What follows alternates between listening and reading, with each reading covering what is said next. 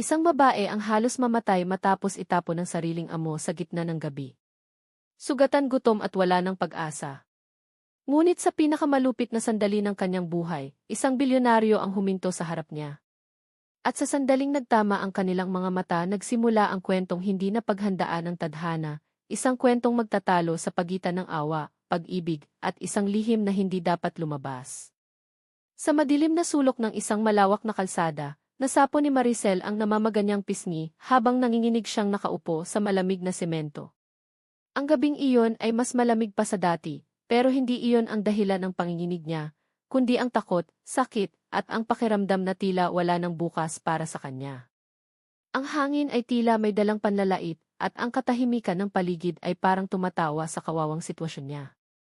Dahil sa hindi inaasahang kaguluhan sa bahay ng kanyang amo, inakusahan siya ng pagnanakaw na hindi niya ginawa. Isang bracelet na hindi niya man lang nahawakan ang bigla na lamang isinabit sa kanyang pangalan.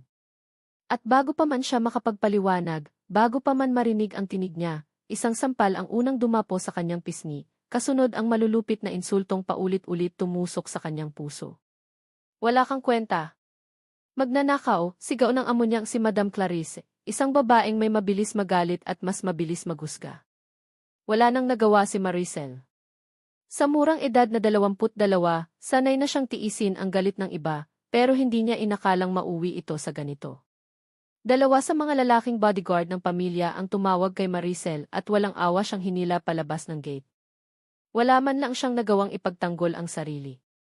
Ang tanging dala niya ay ang manipis na tsinelas at damit na halos mapunit dahil sa pagkaabuso. Hanggang sa itinapon siya sa madilim na gilid ng kalye, parang isang basura na walang halaga. Nadulas siya sa semento at halos magalusan ang kanyang tuhod. Ramdam pa niya ang hapdi mula sa mga sugat na ilang araw nang hindi gumagaling dahil sa pagod at kakulangan sa pagkain. Hindi niya alam kung gaano katagal siyang nakaupo doon. Bawat segundo ay parang oras, at sa bawat minuto, unti-unting nababawasan ang pag-asa niyang may taong tutulong. Maraming sasakyang dumaan, lahat mabilis, lahat may sariling buhay at pakay, walang pumapansin sa isang babaeng nanginginig sa gilid ng daan. Hanggang sa isang itim na sasakyang mamahalin ang dahan-dahang huminto ilang metro ang layo mula sa kanya. Ang ilaw mula sa sasakyan ay tumama sa katawan niyang madungis at parang nahubaran siya ng buong mundo. Nagtago siya ng katawan, baka pagalitan na naman siya. Nakadikit ang kanyang likod sa poste, umaasang sana aalis na ang sasakyang iyon. Ngunit bumukas ang pinto. Lumabas ang isang lalaking matangkad, nakaitim na coat, at ang presensya nito ay parang hindi pangkaraniwan. Ang bawat yapak nito ay parang nag-etso sa tahimik na gabi. Hindi niya makita ng malinaw ang mukha nito dahil sa liwanag mula sa sasakyan, pero ramdam niya ang kakaibang lakas at otoridad mula rito. At sa hindi inaasahang sandali, nagsalita ang lalaki. "Miss, anong nangyari sa'yo?" Dahan-dahang tumingin si Maricel pataas. Hindi niya gusto, pero parang may kamay na nagtutulak sa kanyang tingnan ang estrangherong nasa harap niya.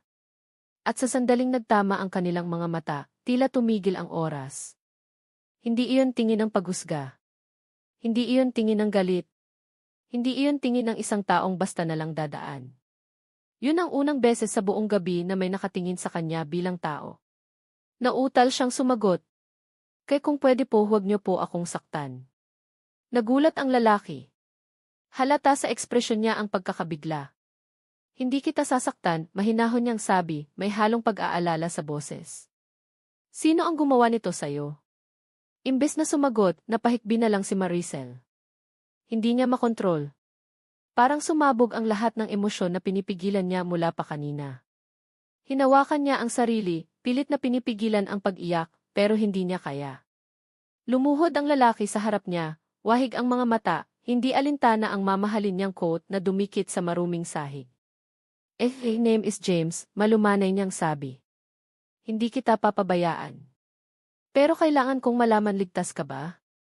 May nagbanta ba sa'yo?" Si James, ang bilyonaryong halos araw-araw ay nasa headline, ang lalaking halos hindi lumalabas ng walang bodyguard, ang negosyanteng kilala sa buong bansa dahil sa talino at tapang. Pero dito, sa harap ni Maricel, isa lang siyang taong nag-aalala. "Itinapon po nila ako," nanginginig na wika ni Maricel. "Wala po akong ibang pupuntahan." Kumunot ang noo ni James. Sino sila? Hindi agad nakasagot si Maricel, takot pa rin sa maaaring mangyari. Ano kung bumalik ang dati niyang amo? Ano kung mas lumala? At parang naramdaman iyon ni James. Huwag kang matakot. Safe ka ngayon. Naghintay siya, pero nang wala pa ring sagot, nagdesisyon na siya. Inalalayan niya si Maricel tumayo, dahan-dahan, maingat, parang maihawak na basong babasagin. Pero nang tumayo si Maricel, napangiwi siya dahil sa kirot ng kanyang binti. Agad siyang sinalo ni James sa braso. You can't even walk properly, bulong nito, maihalong galit, hindi sa kanya, kundi sa mga gumawa sa kanya nito. Hindi napigilan ni Maricel ang pagtanong, kahit mahina ang boses, saan niyo po ako dadalhin? Siyempre sa ospital, sagot niya. At pagkatapos kung wala kang matutuluyan, may lugar ka sa bahay ko. Nanlaki ang mga mata ni Maricel. Bahay? Lalaki? Estranghero? Bilyonaryo pa? Pero sir, hindi ko po kilala. Hindi mo ako kailangang kilalanin ngayon. Tumingin ito diretso sa mga mata niya. Ang kailangan mo lang malaman ay ligtas ka sa akin. At iyon ang unang beses na may nagsabi sa kanya yon. Habang inalalayan siya ni James papasok sa sasakyan, napahawak si Maricel sa braso nito. Hindi dahil sa pagmamadali, kundi dahil sa takot. Pero kahit natatakot siya, may kakaibang kislap sa puso niya, isang pakiramdam ng pag-asa, isang pakiramdam na baka hindi pa tapos ang buhay niya. Sa loob ng sasakyan, tahimik silang dalawa. Tanging ugong ng makina at mahinang paghinga ni Maricel ang naririnig. Minsan-minsan, tinitingnan siya ni James mula sa salamin sa harap at bawat tingin nito ay maihalong pag-aalala at tanong, sino ka talaga? Ano ang pinagdaanan mo? Habang papalapit sila sa ospital, hindi mapigilan ni Maricel ang pagtanong sa sarili kung bakit siya iniligtas ng estrangherong ito. Napakaraming dumaan. Napakaraming tumingin. Pero si James ang huminto. Bakit siya? Sa puntong iyon, kahit hindi niya alam, unti-unti nang umuusog ang tadhana, dahan-dahang iniikot ang kapalaran ng isang kawawang kasambahay at isang malungkot na bilyonaryo, isang kwentong sisiklab sa pag-ibig, hiwaga, paghihiganti, at paghilom ng pusong sugatan. At iyon ang unang gabing nag-cruise ang mga landas ni na Maricel at James, isang gabing magbabago sa buhay nila magpakailanman. Nang dumilat si Maricel sa loob ng sasakyan, pakiramdam niya ay nasa pagitan siya ng panaginip at bangungot. Naaamoy niya ang malamig na hangin mula sa aircon, mabango, malinis, lubos na kabaligtaran ng mabahong kanal na dapat ay kinalalagyan niya kung hindi dumating ang lalaking nagligtas sa kanya. Napahawak siya sa noo, mariing pinipigilan ang panginginig ng katawan. Sa gilid ng kanyang paningin, naramdaman niyang napako ang tingin sa kanya ng lalaki. Gising ka na, mahina ngunit malalim ang boses ni James. Parang dumaloy ang kuryente sa ugat ni Maricel. Hindi niya maintindihan kung bakit nanlalamig pa rin ang kanyang palad, pero ang presensya ng lalaki ay nakakapagpakalma at kasabay nito, nakakatakot. Hindi niya kilala ang taong ito. Paano kung isa pala itong kriminal? Paano kung may kapalit ang kikabutihan niya? Paano kung wala po akong pera, wala rin akong maibabayad kung may nagawa po akong mali kanina, pasensya na po, nanginginig niyang bulong habang pilit umuupo. Napakunot ang noo ni James. Hindi kita hiningi para magbayad. Ilang segundo na lang at baka hindi ka na humihinga. Pinilit ni Maricel humiti kahit nanginginig ang labi. Pasensya na po. Sanay lang po ako, napahinto siya, napalunok. Sanay po ako na wala talagang gustong tumulong. Napayuko si Maricel, ramdam ang bigat ng bawat salita. Pero hindi sumagot si James. Kundi tinititigan lang siya, parang sinusuri, parang may hinahanap sa mukha niya. Hindi niya alam kung ano, pero may kakaibang pagkabagabag sa mata ng lalaki, na tila may koneksyon sa nakaraan ni James. Lumipas ang ilang minuto bago muling nagsalita ang lalaki. Sa ospital muna kita dadalhin. Hindi ko alam kung anong ginawa sa iyo, pero hindi mo na kayang tumayo ng diretsyo. Agad siyang umiling. Huwag po. Huwag niyo na po akong dalhin doon. Wala po akong pambayad. Hindi po ako pwedeng naluha siya bago pa man matapos ang pangungusap. Hindi po ako pwedeng gumawa ng problema sa inyo. Napahinto ang kamay ni James sa manibela. Problema? Tumulo ang luha ni Maricel.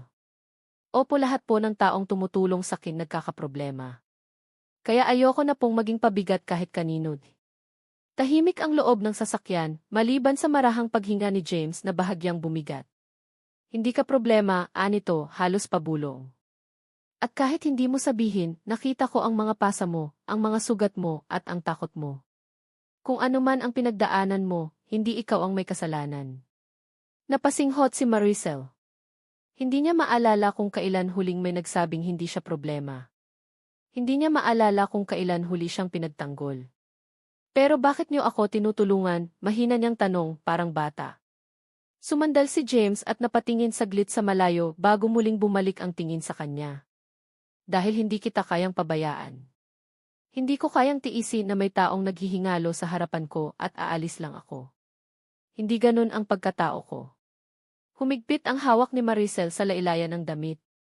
Hindi niya alam kung bakit pero may kung anong humaplos sa puso niya, isang init na matagal nang hindi niya naramdaman.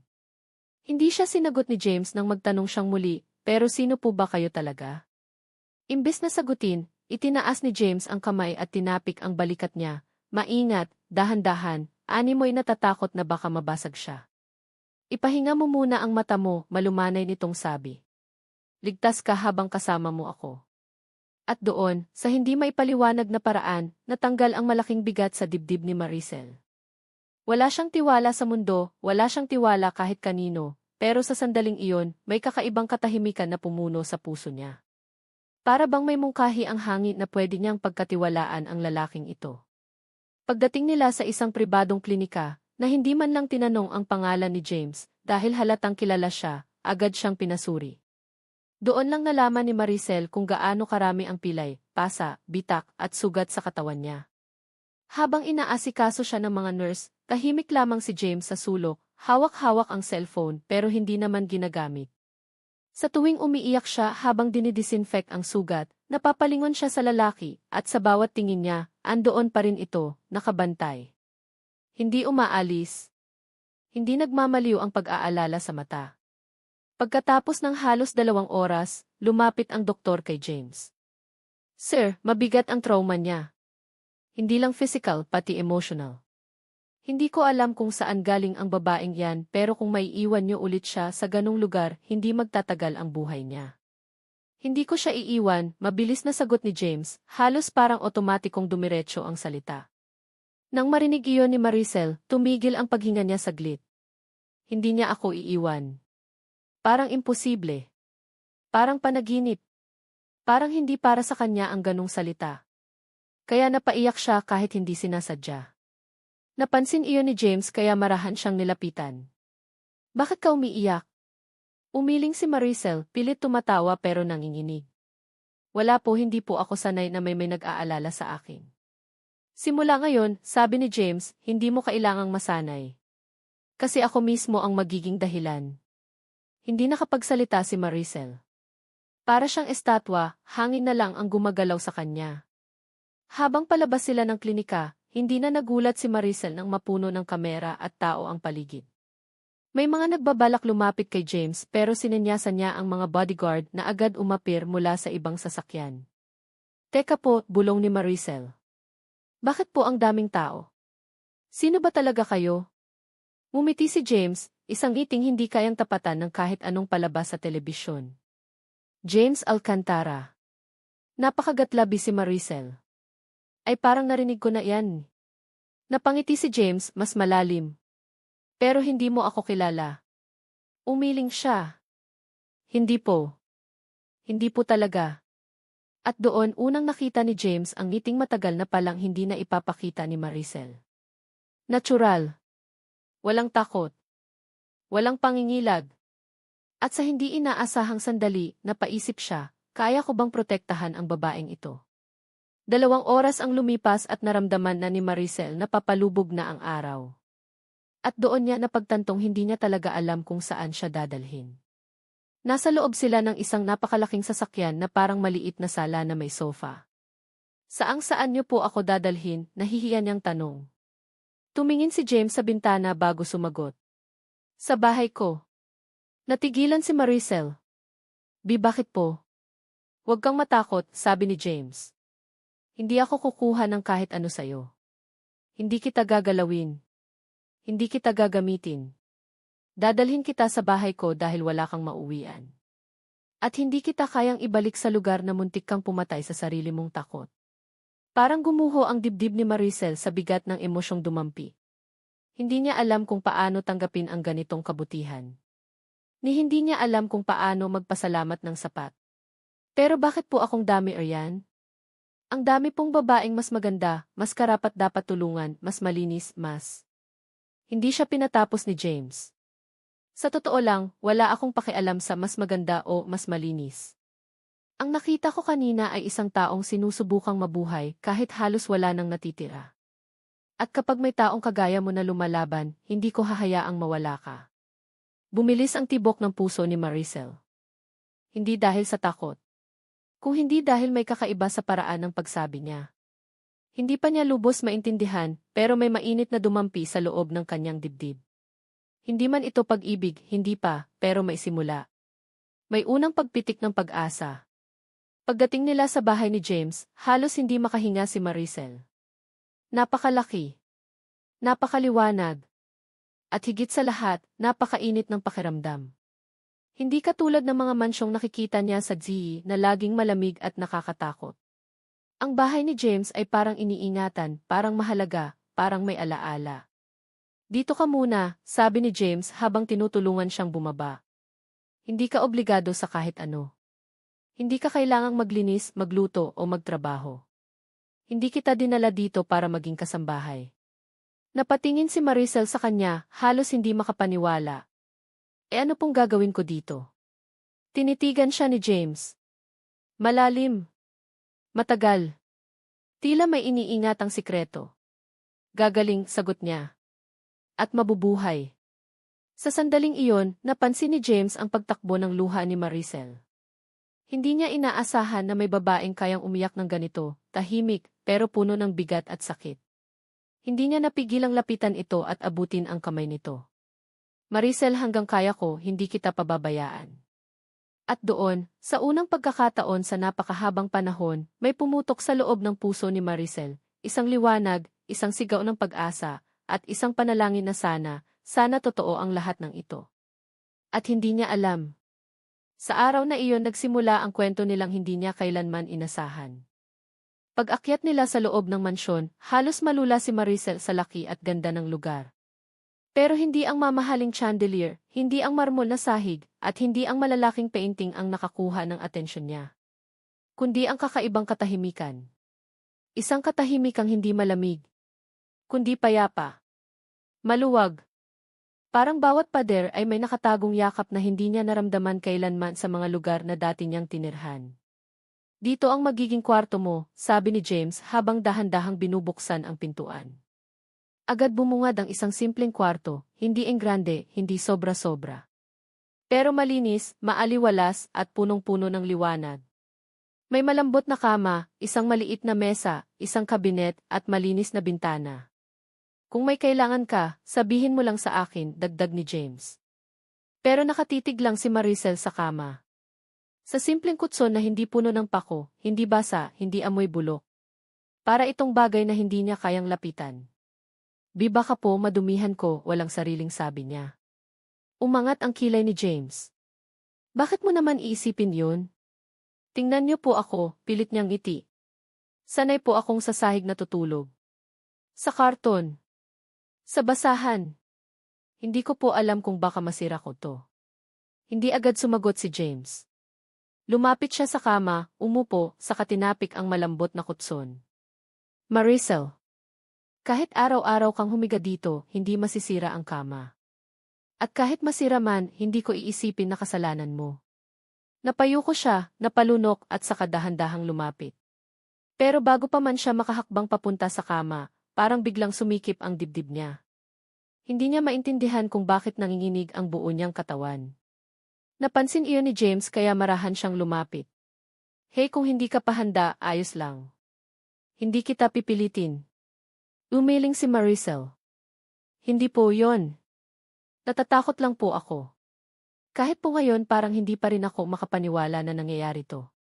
Lumapit si James, hindi masyadong malapit pero sapat para maramdaman niyang hindi siya nag-iisa. Minsan, Maricel. Yung mga bagay na hindi mo inaasahan, sila pala ang kailangan mo. Dahan-dahang tumango si Maricel.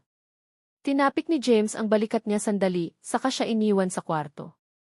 Pagkasara ng pinto, doon lang niya narinig ang sarili niyang hikbi. Hindi dahil sa lungkot, kundi dahil sa sobrang bigat ng bawat bagong nararamdaman. Ngayon lang siya inalok ng kama, ng kapayapaan, ng pag-aalaga. Hindi niya alam kung paano huminga sa ganito. Kinabukasan, paggising ni Maricel, nakatulala muna siya ng matagal. Sobrang lambot ng kama na parang nilalamon siya ng ulap. At nang maalala niyang wala na siya sa bahay ng malupit niyang amo, napahawak siya sa dibdib. Para itong gustong sumabog sa sobrang ginhawa at takot na baka panaginip lang lahat ng ito.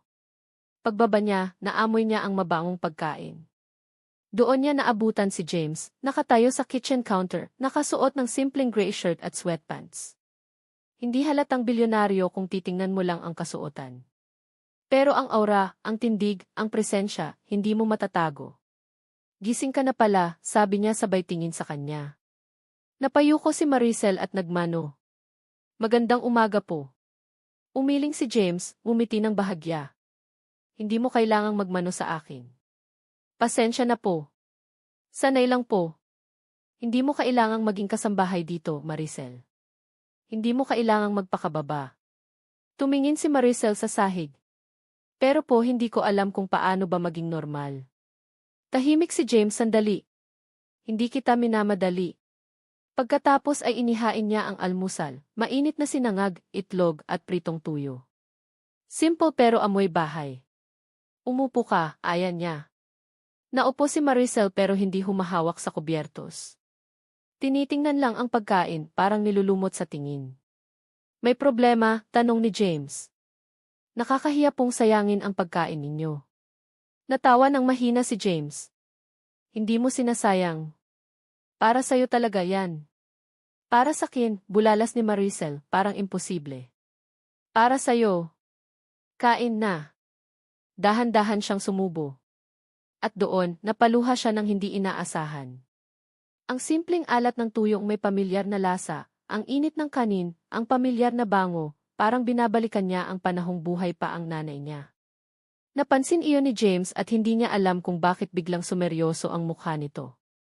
Uy, bakit ka umiiyak? Huminto si Maricel, nagpunas ng mata. Pasensya na po. Matagal na po kasi simula nang may nagluto para sa akin. Tumigil sa paggalaw si James. Hindi niya alam kung bakit pero tumama ng malalim sa puso niya ang simpleng salitang iyon. Matagal na simula nang may nagluto para sa kanya. Matagal nang walang nag-aalaga sa kanya. Matagal na siyang mag-isang lumalaban. Hindi man sinabi ni James, pero ramdam niyang may kumislot sa loob niya, isang bagay na hindi niya inaasahan. Habang tumatagal ang oras, mas nakikilala ni James ang katahimikan ni Maricel. Hindi siya madaldal. Hindi siya humihingi. Hindi siya nagrereklamo. Pero sa bawat galaw, kita ang pag-iingat na parang baka mapagalitan. Parang sanay siyang sumunod, sanay siyang magtago ng sakit, sanay siyang maging anino. At si James, isang lalaking sanay na sa sigaw ng negosyo, ingay ng mundo, at laki ng responsibilidad, ay biglang natutunan pakinggan ang katahimikan. Nang hapon na, nakita niyang naglilinis ng kusina si Maricel. Nakayuko, mabilis kumilos, halatang pinagpapawisan kahit hindi naman kailangan. Maricel, tawag niya. Napahinto agad ang babae at napalunok. Pasensya na po, hindi ko po sinasadya, akala ko po. Lumapit si James, may hawak na tuwalya. Hindi mo kailangang maglinis. Hindi mo kailangang magtrabaho. Pinapahinga kita. Tapos ano pong gagawin ko? Tanong ni Maricel, seryoso. Sinubukan ni James na hindi matawa dahil halata na hindi niya talaga alam paano maging libre. Bumawi ka sa sarili mo. Kumain ka. Matulog. Huminga. Huminga.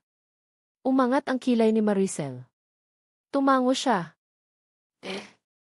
Dahil sa unang araw pa lang na nakita kita, hindi ka humihinga ng maayos.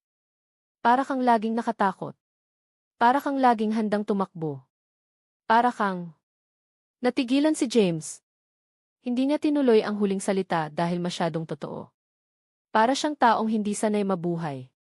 Umiling si Maricel, halatang nakikita ang tensyon sa mukha ni James.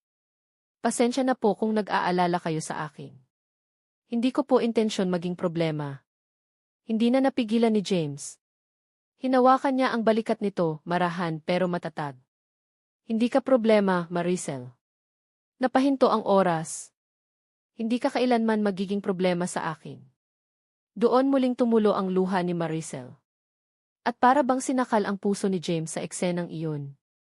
Kinagabihan, habang nasa balcony si James, nakatingin sa malayo, lumabas si Maricel dala ang kumot na inabot ng maid. Sir James T. Umangat ang ulo ng lalaki. Bakit hindi ka pa natutulog? Hindi po ako makatulog. Iniisip ko po kung paano ako makakabawi sa kabutihan ninyo. Umiling si James at lumapit ng kaunti. Hindi mo kailangang bumawi. Pero po, Maricel. Napalakas ang boses niya, kaya natigilan ito. Hindi lahat ng kabutihan kailangan may kapalit. Tumahimik si Maricel, napayuko, naglalaro ang daliri. Hindi ko po alam kung paano tumanggap. Wala po kasi akong natanggap na ganito matagal na. Nagsalubong ang kilay ni James, kita ang lalim ng pagkabagabag. Pwede bang sabihin mo sa akin ang totoo? Ano ba talaga ang nangyari sa'yo bago kita makita? Napakagatlabi si Maricel. Baka po magbago ang tingin niyo sa akin. Hindi nag-atubili si James. Hindi ako ganun. Huminga ng malalim si Maricel at doon nagsimula siyang magkwento. Dahan-dahan, masakit, basag-basag ang tinig. Tungkol sa dating amo, sa pang-aabuso, sa gutom, sa mga gabing natutulog siya na walang kumot, sa mga araw na pinipilit siya magtrabaho kahit may pasa. Habang nakikinig si James, gumapang ang galit sa ugat niya. Pero tahimik lang siya, hinihintay matapos si Maricel. At nang matapos ang babae, hindi alam ni Maricel kung bakit hindi tumigil si James sa pagtingin sa kanya. Tila may bigat at sakit sa mga mata ng lalaki. Dapat hindi mo iyon pinagdaanan, mahina at mababa nitong sabi. Sanay na po ako, bulong ni Maricel. Huwag mong sabihin yan. Nagtaas ng tingin si James. Hindi ka dapat masanay sa sakit. Hindi ka dapat masanay sa pang-aabuso. Hindi ka dapat masanay sa takot. Napalunok si Maricel, parang may humaplos sa puso niya. Simula ngayon, sabi ni James habang marahang inaabot ang kamay niya, hindi pilit, hindi mapuwersa, kundi parang paanyaya. Hindi kita hahayaang balikan ng mundo na sinaktan ka. Nanginginig na kinuha ni Maricel ang kamay niya. At nang magdikit ang mga palad nila, may kakaibang init na dumaloy sa pagitan nila. Hindi agad pag-ibig, hindi pa, pero may simula ng koneksyon. Isang big kiss na hindi nila napagtanto na unti-unting humihigpit habang tumatagal. At sa gabing iyon, naramdaman ni Maricel ang isang bagay na matagal na niyang inaasam, hindi pag-ibig hindi pa pero pag-asa. At naramdaman ni James ang isang bagay na hindi niya inaasahan, ang pagnanais na protektahan ang isang taong ngayon lang niya nakilala pero parang matagal nang nasa puso niya. At doon nagsisimula ang bagyong hindi nila alam na darating pa. Simula ng gabing maghawak kamay sila sa balcony, tila may hindi maipaliwanag na katahimikan sa loob ng mansyon. Hindi ito malamig. Hindi rin ito mabigat. Para bang bawat sulok ng bahay ay nakahinga ng mas maluwag, at bawat araw na lumilipas ay unti-unting nagiging mas komportable si Maricel sa presensya ni James. Pero kahit pa unti-unti siyang nasasanay, ramdam pa rin ang kaunting kaba na nagtutulak sa kanya na laging mag-ingat. Sanay siyang hindi dapat mag-relax. Sanay siyang laging may kapalit ang kabaitan ng tao. Sanay siyang ang anumang saya ay panandalian lang. Kaya nang isang umaga, nakita ni James si Maricel sa garden, nakaupo at nakatitig sa maliliit na halaman, parang malayo ang isip. Lumapit siya ng tahimik, hindi para gulatin, kundi para hindi maistorbo ang sandaling tila nagpapababa ng bigat sa dibdib ng babae. Maricel. Napalingon ito at mabilis na tumayo. Sir James. Pasensya na po, hindi ko sinasadyang. Ayos ka lang, tanong niya habang pinipigilan ang pagngiti. Halata ang pagkabigla nito. Oo po, sagot ni Maricel, pero halata sa boses ang pagkaalangan. Sigurado ka? Unti-unti siyang naupo muli, pero hindi nagtagal at tumango na lang. Medyo po iniisip ko lang po ang mga nangyari. Naupo si James sa tabi niya, hindi masyadong malapit. Ano ang iniisip mo? Naglaro ang daliri ni Maricel sa lailayan ng kanyang simpleng palda. Yung araw po na tinapon nila ako. Paulit-ulit po siyang bumabalik sa isip ko.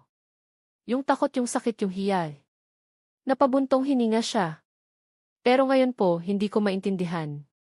Parang nalilito ako kung bakit may isang taong katulad ninyo na handa akong iligtas. Tahimik lang si James. Ilang segundo muna bago siya sumagot, at ang sagot niya ay hindi pilit, hindi rin preparado. Hindi ko rin alam, sabi niya. Pero noong nakita kita may kumalampag sa loob ko. Parang hindi ko kayang palagpasin ka. Nag-angat ng tingin si Maricel, at sa unang pagkakataon, parang hindi niya kayang umiwas sa mga mata ni James. Mainit, malambot, at hindi nagsisinungaling. Hindi mo kailangan maintindihan lahat ngayon, dugtong pa ni James. Pero sana magsimula kang maniwala na may mga taong hindi ka sasaktan. Nag-iba ang hinga ni Maricel. Hindi niya alam kung bakit parang natunaw ang dibdib niya sa simpleng salitang hindi ka sasaktan. Salamat po, bulong niya. Walang po dito, sagot ni James, medyo nakangiti. James lang. Mahina siyang natawa. Hindi ko po, ay hindi ko kaya. Makakasanayan mo rin yan. At sa unang pagkakataon, nagtagal ang ngiti sa labi ni Maricel nang hindi siya natatakot. Kinagabihan, habang naglalakad si Maricel sa hallway, narinig niya ang mahinang pag-uusap sa study room. Pamilyar ang boses ni James, pero ang tono ay hindi niya pa naririnig dati. Hindi ito galit. Hindi rin ito malungkot. Para itong tinatago pero bigat na bigat. Hindi ko na alam kung paano magpatuloy, sabi ni James sa telepono. Kaya ko ang negosyo. Kaya ko ang kumpanya. Pero itong nararamdaman ko ngayon hindi ko maintindihan. Nanlaki ang mga mata ni Maricel at mabilis siyang umatras papunta sa sulok, ayaw marinig siya ni James. Pero hindi niya napigilan ang sarili na saglit pang makinig. Huwag mo akong asarin, natatawang sabi ni James sa kausap. Hindi ito nonsense. Alam kong kakaiba. Alam kong parang mali. Pero hindi ko makita bilang pasanin si Maricel. Hindi ko makita bilang utang. Iba ang dating niya. Tumigil siya. Siguro dahil matagal na akong mag-isa. Parang may kumalabit sa puso ni Maricel, pero agad niya ring tinalikuran ang study room, baka marinig siya. Tumakbo siya pabalik sa kwarto. Umupo sa kama, hawak ang dibdib na parang tinutusok ng hindi masakit pero nakakakiliti. Ano iyon? Ano yung narinig niya? Bakit parang may sumisikip sa dibdib niya? Bakit parang may sumisindi? Hindi niya alam kung anong gagawin. Hindi niya alam kung dapat ba siyang matakot. Hindi niya alam kung dapat ba siyang lumayo. Pero ang alam niya, hindi niya kayang hindi isipin si James. Hindi niya kaya. Kinabukasan, napansin ni James ang kakaibang tahimik ni Maricel. Hindi siya tumitingin ng diretsyo. Kung makausap man niya ito, parang laging nagmamadali o nagtatago ng iniisip. Maricel, tawag ni James habang nasa living room. Halika. Lumapit ang babae, nakayuko, inaayos ang buhok. Opo. Okay ka lang ba? Oo po, mabilis niyang sagot ngunit halatang hindi totoo. Hindi naniwala si James. Sigurado ka? Simula kagabi, parang iniiwasan mo ako. Mas lalong namula ang pisngi ni Maricel. Hindi po just maraming iniisip. Tumango si James pero hindi ito tumigil. Lumapit ng kaunti pero hindi para takutin o ipitin. Para lang maramdaman nitong hindi siya nag-iisa. Kung may ginawa ako na ikinasama ng loob mo sabihin mo sa akin. Napakagatlabi si Maricel. Wala po. Wala pong mali sa inyo. Ako po ang may mali kasi. Natigil siya, hindi makapagsalita. Dahan-dahang humakbang si James palapit. Kasi, hindi ko maintindihan ang sarili ko, bulong ni Maricel, halos hindi marinig. Maricel T. Napatingin siya kay James at doon siya natigilan. Nakita niya ang mukha ng lalaki, hindi galit, hindi naguguluhan. Kundi puno ng pag-unawa. Puno ng pag-aalaga. At doon siya halos bumigay.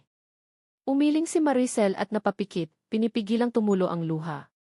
Sorry po, siguro po hindi ako dapat mag-isip ng kung ano tungkol sa inyo. Hindi po tayo pareho ng mundo.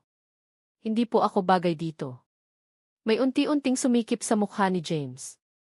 Lumapit siya, marahan niyang hinawakan ang dalawang balikat nito. Maricel, tingnan mo ako. Dahan-dahan niyang binuksan ang mata. Hindi mo kailangan maging katulad ko para mahalaga ka, bulong ni James, mababa ang boses. Hindi mo kailangan maging mayaman para magkaroon ka ng karapatang mahalin. Hindi mo kailangan maging perpekto para may pumili sa'yo. Tumulo ang luha ni Maricel. Pero bakit ako? Hindi nag-alinlangan si James. Dahil natagpuan kita sa panahong akala ko wala na akong mararamdaman sa kahit sino.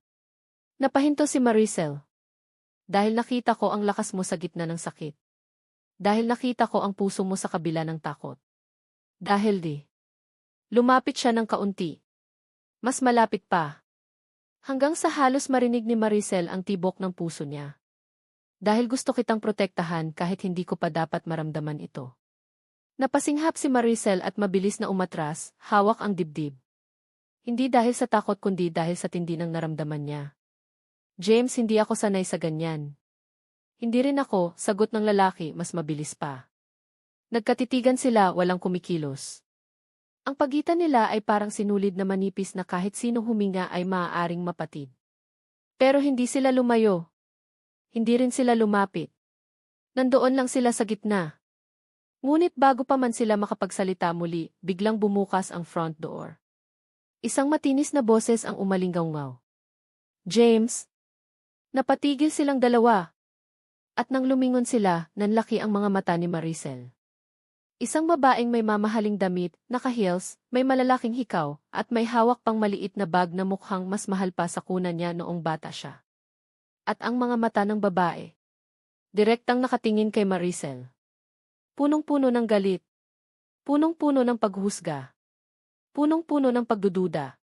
James, mariin ang babae, sino ang babaeng yan? At bakit nasa loob ng bahay mo?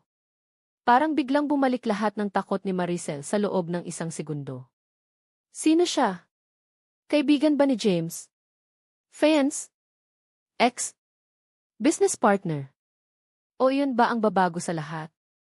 Huminga ng malalim si James, tumayo ng diretsyo, at walang pagdadalawang isip na pumosisyon sa harap ni Maricel na para bang handa siyang protektahan ito kahit kanino. Siya, sabi ni James, malamig pero mababa ang tono. Ay hindi mo dapat hinahanap o pinagbibintangan. At sa unang pagkakataon, nakita ni Maricel kung gaano katindi ang proteksyong kayang ibigay ni James. At sa pangalawang pagkakataon, naramdaman niyang baka hindi siya talaga nag-iisa. Hindi pa nila alam, pero ang gabing iyon ang magbubukas ng isang kaguluhan, isang pag-amin, at isang desisyong magbabago sa kapalaran nilang dalawa. Ang umaga ay sumikat na may kakaibang katahimikan, at sa unang pagkakataon, matapos ang napakaraming unos sa buhay ni Maricel, nagising siya na hindi takot, hindi nanginginig, at hindi naghihintay ng panibagong pagsigaw o pananakit mula sa kung sinuman. Nagising siyang yakap ni James, mahigpit, mainit, at totoo. Parang sobra-sobra ang lakas ng tibok ng puso nito, na para bang ayaw siyang pakawalan, at sa sandaling iyon, naramdaman niyang ligtas na ligtas siya. Good morning, diva wife. Bulong ni James, may bahagyang tawa dahil parang hindi ito nagsasawang bigkasin iyon. Napangiti si Maricel ng malalim, isang ngiti na hindi pilit, isang ngiti na hindi niya man lang naibigay sa sarili noon. Good morning, James. Hindi pa siya sanay tawagin itong asawa, hindi pa rin siya sanay sa lahat ng nangyayari, pero may kung anong bahagi ng puso niya ang unti-unting humahawak sa bagong mundong dumarating sa kanya. Ngunit kahit may saya, may takot pa rin siyang pilit na pumipigil sa loob niya, parang tinig na paulit-ulit na nagsasabing hindi siya karapat-dapat. Kaya tumalikod siya ng bahagya, parang iniiwas ang sarili. Napansin iyon ni James at hinaplos ang pisngi niya. Hey, bakit parang may pumapasok na lungkot dyan? Tanong nito na maihalong pag-aalala. Umiling si Maricel pero hindi iyon sapat. Hindi na kumbinsi si James. Hinawakan nito ang magkabila niyang kamay, pinisil ng marahan. Maricel, asawa na kita. Hindi na kita iiwan. Hindi ka na nag-iisa. Tell me, mahal, ano ang iniisip mo? Napakagatlabi siya, at sa isang saglit, bumalik ang lahat ng alaala, ang malamig na semento, ang dugo sa kanyang binti, ang takot na doon na siya mamamatay. Ang boses ng mga dating amo niya na parang sumpang paulit-ulit na bumabalik sa isip niya. James, paano kung hindi ko kayanin ang buhay na ganito? Paano kung hindi ako bagay sa mundo mo? Paano kung pagtawanan ako? Paano kung magbago ang isip mo isang araw? Isa-isang pumatak ang mga luha niya, pero hindi siya tumakbo, hindi siya nagtago. Sa unang pagkakataon, hinayaan niyang makita ni James ang buong takot niya. Hinawakan siya ni James sa mukha, marahan pero may buong paninindigan. Maricel, tingnan mo ako. Dahan-dahan niyang tinaas ang mukha, at doon niya nakita ang mga mata ni James. Hindi mayaman, hindi bilyonaryo, hindi malayo sa mundo niya, kundi isang lalaking handang ibigay ang buong puso. Hinding-hindi ko hahayaang maramdaman mo na hindi ka karapat-dapat, sabi ni James na may katatagan sa bawat salita. Hindi kayo nagkita dahil sa awa. Nakilala kita sa pinakamasakit mong oras at doon ko nakita kung gaano kalakas ang puso mo. Kung gaano ka mabuti kahit napakarami mong pinagdaanan. At mahal kita hindi dahil sa itsura mo, hindi dahil sa kung sino ka noon, kundi dahil sa kung sino ka ngayon. Humigpit ang yakap nito. And you belong with me. You are the wife. You are in my home. Hindi na napigilan ni Maricel ang hagulgol niya. Yumakap siya kay James, mahigpit, parang ngayon lang niya naramdaman ang tunay na kahulugan ng pag-aari, hindi bilang pagmamay-ari ng isang tao, kundi pag-aari bilang tahanan, bilang pamilya. Ilang minuto silang nanatili roon hanggang sa kusa na lang silang naghiwalay habang nakangiti. At doon nagsimulang mabuo ang panibagong araw, ang panibagong kabanata sa buhay nila. Pagkatapos ng almusal, nagpasya si James na dalhin siya sa isang lugar. Gusto kong may makita ka, sabi niya habang inaakay si Maricel palabas ng mansyon. Kinabahan siya ng bahagya. Saan tayo pupunta? Somewhere important. Somewhere connected to your new life, sagot nito habang binubuksan ang coats. Pagdating nila sa lugar, napahinto si Maricel sa hindi inaasahang tanawin. Isang malinis na gusali, simple pero elegante, at sa harap nito ay isang malaking plaque na may bagong pangalan. Maricel Cruz Foundation for Abused Workers. James, hindi siya nakapagsalita. Lumapit si James sa kanya, at tiningnan ang gusali na parang matagal na niyang pangarap na ngayon lang natupad. Gusto kong simulan ang foundation na to para sa mga kagaya mo. Para sa mga itinapon, inabuso, sinaktan, pinalayas, minura, ginutom. Gusto kong makatulong. Pero hindi ko ito ginawa para sa pangalan ko. Ginawa ko ito dahil gusto kong ipaalala sa mga kagaya mong nakaligtas na maaari kayong bumangon. Napaiyak si Maricel nang hindi makahinga dahil sa emosyon. James, bakit mo ginagawa to para sa akin?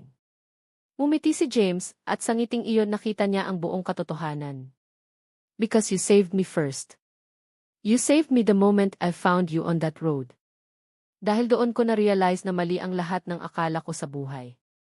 Akala kong pera lang ang kailangan ko. Akala ko sapat na ang tagumpay sa negosyo. Pero nung nakita kita, duguan, nanginginig, pero lumalaban pa rin, naintindihan ko na kailangan ko ng mas malalim kaysa sa pera. And that's you. Napayakap si Maricel ng mahigpit. Hindi na siya umiiyak dahil sa sakit, umiiyak siya dahil sa sobrang pasasalamat. Makaraan ang ilang araw, binuksan ang foundation. Dumating ang mga tao, may mahihirap, may walang tirahan, may mga babae at lalaking may pasa pa sa braso, at may mga kasambahay na nakaligtas sa mapang-abusong amo. Nagbigay ng talumpati si James bilang founder, ngunit ang pinakamalakas na palakpakan ay hindi nang nanggaling sa kanya. Kundi nang si Maricel ang pumasok, mahinahon, nakaayos, at may bagong lakas sa mga mata. Hindi niya akalaing darating ang araw na magsasalita siya sa harap ng maraming tao, pero heto siya, hindi bilang biktima, kundi bilang inspirasyon. Tumayo siya sa entablado, humawak sa mikropono, at huminga ng malalim. Ako si Maricel, panimula niya, dating kasambahay. At dati akala ko tapos na ang buhay ko. Tahimik ang buong bulwagan. Akala ko wala na akong halaga. Akala ko hanggang sakit na lang ako. Pero mali pala ako. At kung may taong nandito ngayon na nararamdaman ang pareho, gusto kong marinig niyo to, hindi kayo basura. Hindi kayo dapat itapon. Hindi kayo dapat saktan. At may taong handang magmahal sa inyo, kahit hindi niyo pakilala. Napahawak siya sa tiyan, hindi dahil sa sakit, kundi dahil sa bagong buhay na nasa loob niya, ang lihim na sinabi niya kay James kagabi pa lamang. Dahil ang taong nagligtas sa akin siya rin ang nagturo sa akin na may pag-asa. Tumulo ang luha niya pero nakangiti siya. At ngayon ako naman ang gustong magligtas sa inyo. Tumayo ang lahat. Nagpalakpakan. May mga umiiyak. May mga lumapit sa kanya pagkatapos, humihingi ng payo, humihingi ng yakap, humihingi ng pag-asa. At sa sulok, nakita niya si James, nakasandal sa pader, nakangiti at may bahagyang luha sa gilid ng mata. Sa bawat tingin nito ay may pagmamahal, respeto, at paghangang hindi kayang pantayan ng kahit anong kayamanan. Lumapit siya kay James at bulong niya, "Hindi ako makapaniwala na ganito na ang buhay ko." Hinawakan ni James ang kamay niya. Hindi pa yan ang pinakamagandang parte. Ano pa? Ngumiti ito ng malawak, masaya, para bang may alam na lihim. Yung magiging tatay na ako. Napatawa si Maricel habang napapaluha. Alam mo na? Of course. Nararamdaman ko. At alam ko rin na kapag nagsimula ka ng manghina, nandito lang ako. Niyakap ito ni Maricel ng buong puso, isang yakap na may pag-ibig, pasasalamat, at pangakong hindi nabibitaw kahit kailan. At sa bagong buhay na iyon, hindi na siya ang kasambahyang itinapon upang mamatay. Siya na ngayon si Maricel Cruz Roel, asawa ng isang bilyonaryo, ina sa kanyang magiging anak, at babae na minsang winasak ng mundo pero muling binuo ng pag-ibig. At sa bawat araw na lumilipas, pinatunayan niya na ang isang taong minsang walang halaga sa paningin ng iba ay maaaring maging pinakamahalagang bahagi ng buhay ng isang tao. At iyon ang kwento ng isang kasambahaya minsang itinapon, ngayon ay minamahal, iginagalang at tinitingala. Hindi dahil sa pera. Hindi dahil sa pangalan. Kundi dahil sa lakas ng puso. Isang babae ang halos mamatay matapos itapon ng sariling amo sa